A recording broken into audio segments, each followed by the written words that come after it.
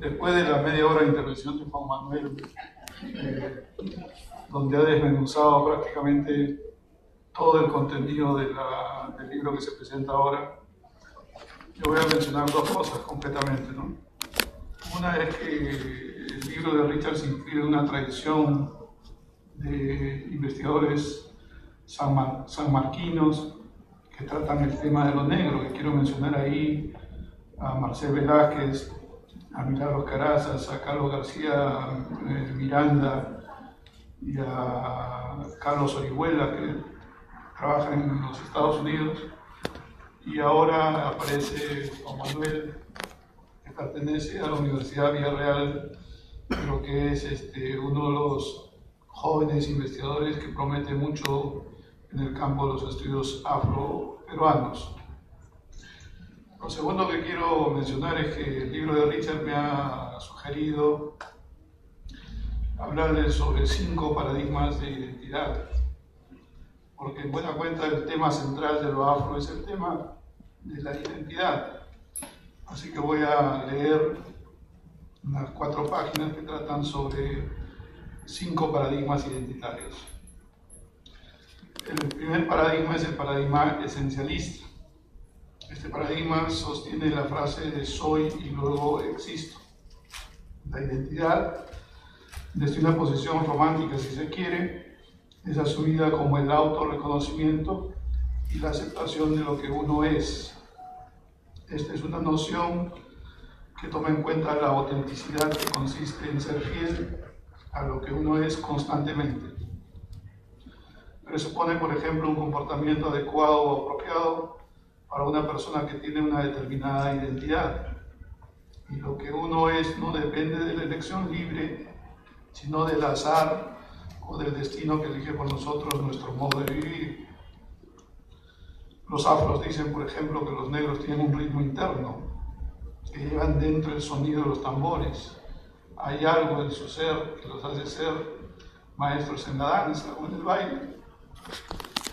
En este paradigma se puede trabajar el determinismo histórico, por el cual solo por el hecho de nacer negro se estaba destinado a existir como esclavo o a tener habilidades innatas para el deporte o la danza. Ahora ya no es tanto así, pero eso no quiere decir que ese determinismo haya desaparecido del imaginario popular. Es decir, la gente sigue creyendo que los negros han nacido biológicamente determinados para ciertas actividades. En ese sentido, por una parte, mi identidad está determinada por mi pertenencia, suscripción o inscripción en términos de participación e integración a un grupo diferenciado de otro, y por otra parte, mi identidad está arraigada en lealtades a la lengua, a la tierra, a la cultura, que son lealtades básicas. Sin embargo, la noción de autenticidad no toma en cuenta el papel que desempeña la creatividad, la contingencia y la libre elección en la construcción de la identidad o en la creación del yo, por cuanto asume que el ser de cada uno ya está fijado por nuestra naturaleza. Un hombre puede alterar o crear su propio ser, sean cuales sean las limitaciones impuestas por la sociedad, la naturaleza o las circunstancias. En consecuencia, un blanco puede asumirse también como negro. El segundo paradigma es el paradigma existencialista. Parte de la premisa de existo y luego soy. No creo que sea sostenible en términos de identidad la idea existencialista que sostiene que la existencia precede a la esencia. Es decir, que primero se existe y después se decide como qué se va a existir o qué se va a hacer. Es como decir que primero existimos y después nos damos cuenta o nos hacen dar cuenta que somos negros o indios. Ahora bien, es probable que exista un sujeto que no se haya percatado de que es un negro o que no quiera ser un negro y que después, por diversas razones, asume la identidad negra, apelando a lo que George Ulysse ha llamado el recurso de la cultura, para sobrevivir u obtener dividendos académicos. No podemos crear un yo a partir de la nada. El hecho de ser o de asumirse como negro o como indio nos demuestra que la identidad tiene algún basamento esencialista. Claro que no podemos negar esto, la identidad puede también ser asumida sacrificando los aspectos sociales como la individualidad existente. Esta noción sugiere que solo hay construcción o creatividad y que no hay nada a lo cual responde mi identidad, nada a partir de lo cual puede hacerse la construcción. Toda construcción de una identidad tiene restricciones, sea cuales fueran las circunstancias. Un negro no se transforma totalmente en un blanco no se convierte completamente en un indio, o un árabe no se transforma fácilmente en un judío. Desde este punto de vista, las identidades son irrenunciables.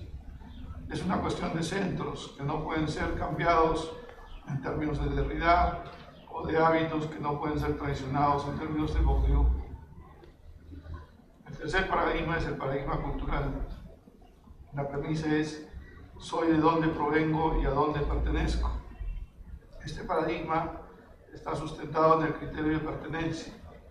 La identidad depende de nuestras circunstancias. El yo es producto de la integración con el entorno cultural. Si el entorno es más o menos homogéneo en términos culturales, entonces la identidad será más intensamente homogénea. Pero si el entorno es heterogéneo, entonces la identidad es más extensamente heterogénea. El yo en este paradigma es social o colectivo y está constituido dialógicamente. Desde este paradigma no podemos pensarnos como seres independientes de nuestras lealtades culturales. Tampoco podemos pensarnos de manera independiente a nuestras raíces.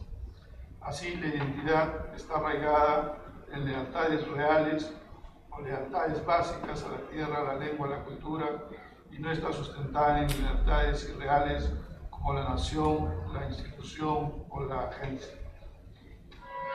No obstante, la identidad cultural depende de la fortaleza vital de la cultura en cuestión. En otros términos, depende de si la cultura está en descomposición o si es residual. Depende de si la cultura está en recomposición o se le está potenciando. Depende de si la cultura está o no en formación o constitución, y depende de si la cultura permanece o sobrevive de manera constante. Así, las identidades pueden ser débiles o casi extintas, pueden ser reconstruidas o potenciales, pueden ser nuevas o responder a proyectos políticos de reconocimiento, y pueden ser tradicionales. El cuarto paradigma es el paradigma de la autonomía. La premisa es: elijo lo que soy. Este paradigma asume la identidad como un plan de vida, un proyecto vital, una performance, y responde a preguntas como ¿qué quiero vivir?, como ¿quién quiero ser?, de modo voluntario, de manera autónoma o por libre albedrío. En ese sentido, uno elige su modo de vida, por lo tanto su identidad individual y social. Un sujeto por propia voluntad puede hacerse diferente de lo que es, puede negar lo que es para integrarse a una nueva identidad. El quinto paradigma es el paradigma nominalista. La premisa es: soy lo que dice el otro. En este paradigma, que depende de la implacable designación del otro, hay que tener cuidado con el síndrome de Medusa, entendido como el poder de mirar, nombrar, petrificar o estereotipar una identidad cambiante.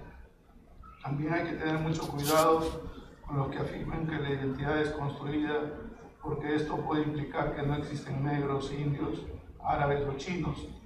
No se puede asumir ciegamente que todo es y depende del discurso. Es necesario tener presente que la identidad está condicionada por el reconocimiento y la designación del otro, aunque seamos conscientes que ese reconocimiento se hace desde la política multicultural, que implica dos procesos perjudiciales para las identidades sociales colectivas, minorías étnicas o identidades aborrecibles, como son la inclusión y la tolerancia.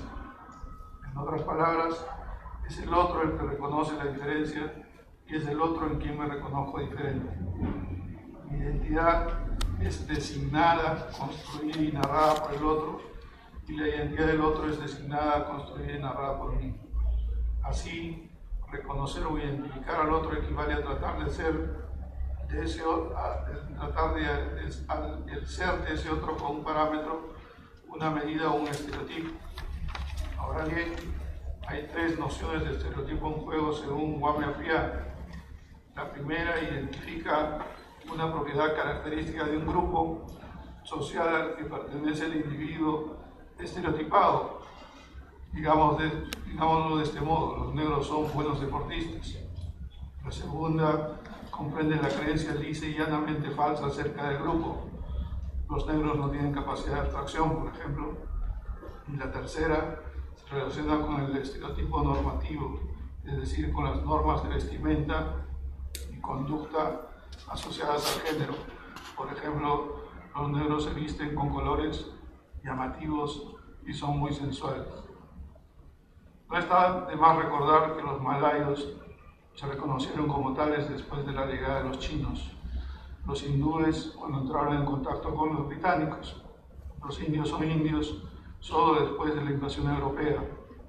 Los significantes para designar a los negros: color, esclavo, negro, bozal, ladino, cimarrón, mulato, sambo, cuarterón, quinterón, chino, pardo, acanelado, bronceado, de color modesto, de medio pelo o simplemente afro, no se explican sin la interrelación con los blancos. Hay algo que hace que el otro me califique con un nombre u otro nombre. Bueno, quiero felicitar a Richard por el nuevo libro publicado. Me ha vuelto un caserito en sus presentaciones, así que recomiendo la lectura de este libro. Muchas gracias.